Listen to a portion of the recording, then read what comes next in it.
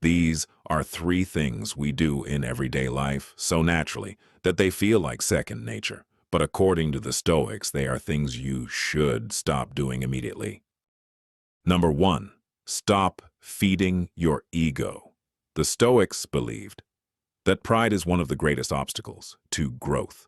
When you think you already know everything or see yourself as superior to others, you create a barrier to learning, improvement, and gaining wisdom. Zeno warned that conceit is the number one impediment to growth and knowledge. Marcus Aurelius consistently reminded himself in his meditations to stay humble and to avoid the ego associated with power. Epictetus stated, "It is impossible for a man to learn what he thinks he already knows." True growth begins the moment you stop trying to appear perfect and remain open to learning.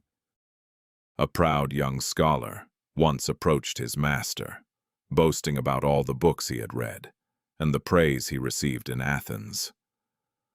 After listening quietly, the master asked, If your cup is already full, how can anything more be poured into it?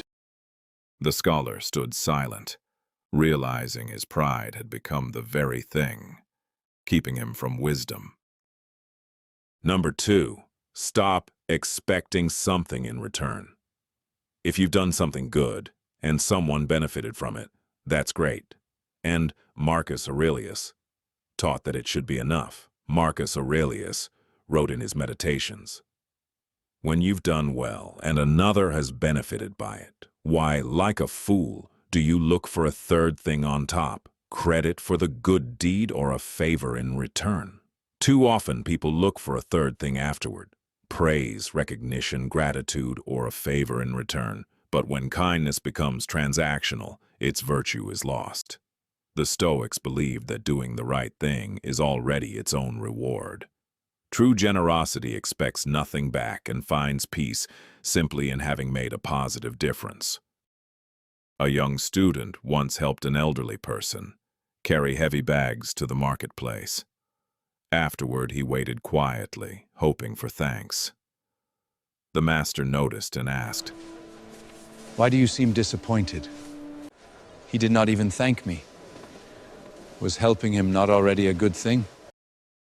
Remember, if kindness seeks applause, it is no longer kindness. The boy lowered his eyes, realizing he had turned kindness into a bargain.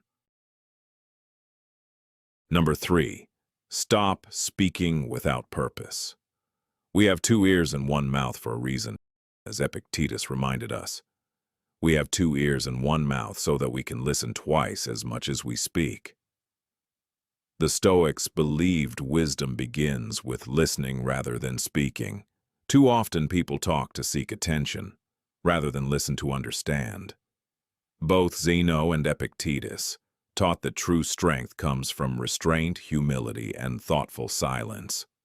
The more you listen, the more you learn. The less you speak carelessly, the more peaceful and respected you become. A young student once rushed to his master, speaking endlessly about arguments in the marketplace. The master calmly asked, Did you listen to them? No, I only wanted them to hear me. Then you were not seeking wisdom, only attention. The student fell silent, and in that moment he understood that wisdom grows in silence, not in endless words. Thank you for walking this journey with me.